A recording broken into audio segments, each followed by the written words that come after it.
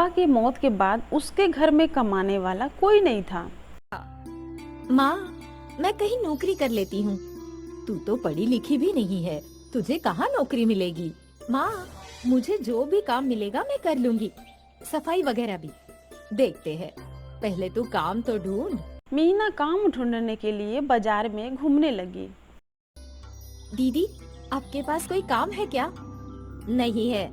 काम ढूंढते ढूंढते संध्या ब्यूटी पार्लर आ पहुंची। दीदी, आपके पास कोई काम है क्या? क्या काम कर सकती है तू बेटा? कोई भी छोटा मोटा काम, सफाई वगैरह। अभी तेरी उम्र छोटी है, तू नया काम सीख सकती है। ठीक है, तू कल से मेरे पार्लर में काम पर आ जा। शुरू शुरू में तू सफाई का काम कर ले और धीरे धीरे पार्लर का काम भी सीख लेना। धन्यवाद दीदी, आपका बहुत बहुत शुक्रिया। संध्या को काम मिल गया था। वो बहुत खुश थी। घर आकर सारी बातें अपने माँ को बताई। अच्छा है, तुझे काम मिल गया। अब कम से कम हमें खाने की चिंता तो नहीं रहेगी। हाँ माँ।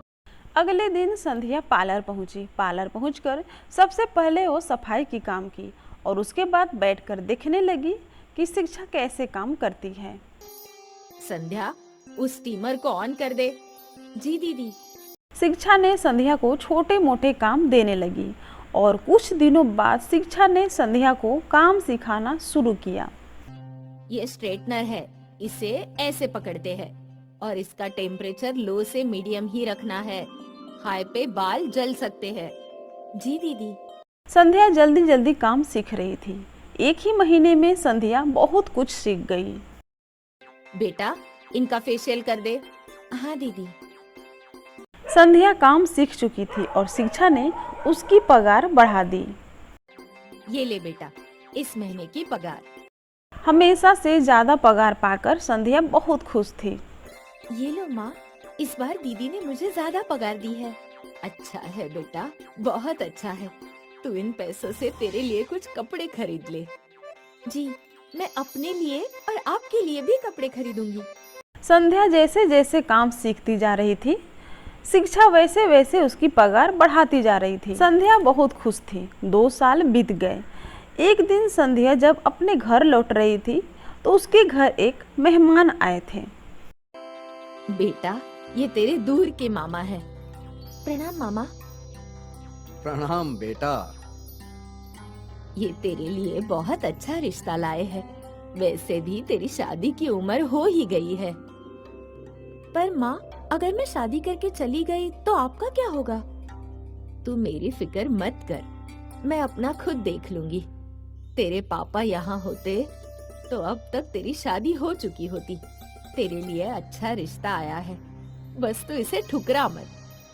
संध्या ने कुछ सोचा और सोचने के बाद अपनी माँ का मुंह देकर हामी भर दी। मुकेश एक फैक्ट्री में काम करता है। 12,000 रुपए पगार है उसकी। संध्या को कोई कमी नहीं होने देगा दीदी। ठीक है, आप रिश्ते की बात बढ़ाइए। कुछ दिनों बाद संध्या को देखने मुकेश और उसके कुछ रिश्तेदार आए। बहन जी, मुकेश के माँ बाबा को तो गुजरे सालों हुए हैं। मैं उसकी मौसी हूँ, मैं ही उसका ख्याल रखती हूँ। मुकेश के पास अपना घर है और अच्छी नौकरी भी है। आपको रिश्ता मंजूर है तो मुहूर्त देखते हैं। हमें मंजूर है। सब बहुत खुश थे। मुकेश और संध्या के शादी का मुहूर्त निकला था और कुछ महीनों बाद उनकी शादी भी हो गई। शुरू शुरू में सब कुछ ठीक था। मुकेश संध्या का हमेशा ख्याल रखता था। आज आपके लिए क्या बनाऊं? आज तो संडे है, आज मैं खाना बनाऊंगा। आप बनाएंगे? हाँ हाँ, मैं सालों से खाना बना रहा हूँ। मुझे सब कुछ आता है, तुम आराम करो। संध्या बहुत खुश थी कि उसे इतना अच्छा पति मिला है और वो तब ज़्यादा खुश हुई जब उसे पता चला कि वो गर्भवती है। एक दिन मुकेश जब शराब पीकर घर आया। आपने शराब पी है? हाँ, वो आज मेरे दोस्त का बर्थडे था तो उसने थोड़ी सी पिला दी। संध्या को मुकेश का शराब पीना अच्छा नहीं लगा। यह तो हर दिन का हो गया था। मुकेश शराब पीकर ही घर आता था और अब तो संध्या और मुकेश में अनबन भी होने लगी थी। आपको इतनी शराब नहीं पीनी चाहिए। मैं अपने पैसों से पीता हूँ, तू कौन होती है मुझे बोलने वाली? गुस्से में मुकेश ने संध्या को तमाचा मार दिया। संध्या गर्भवती थी, पर मुकेश उसे रोज मारा करता था। 4 महीने बाद संध्या अपना घर छोड़ दी और वह मायके चली आई। मायके आकर उसने अपनी माँ को सारा बात बताया। माँ, अब तुम ही बताओ मैं क्या करूं? तेरी भलाई के लिए तेरी शादी की थी। मुझे कहाँ पता था कि तेरे साथ ये सब होगा बेटी। मुझे माफ कर दे। तू अब उस हैवान के पास मत जाना, यही रह जा। संध्या अपनी माँ के घर रुक गई और अगले दिन दोनों माँ बेटी बातें कर रही थी।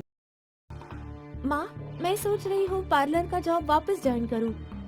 नहीं बेटा, इस हालत में तू नौकरी पे कैसे जाएगी? मैं ही कोई काम ढूंढ लेती हूँ।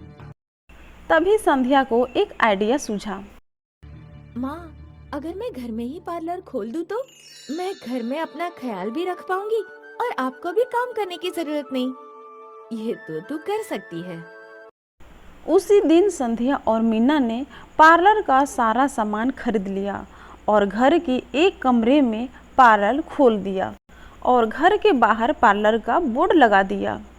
पहले ही दिन उसके पार्लर में कस्टमर आने लगे। संध्या और मीना खुश हो गईं।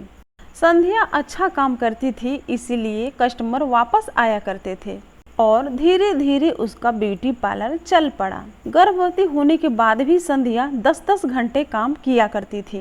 कुछ दिनों बाद संध्या ने एक बेटी को जन्म दिया और फिर अपनी छोटी सी बेटी को संभालते हुए संध्या पार्लर चलाने लगी।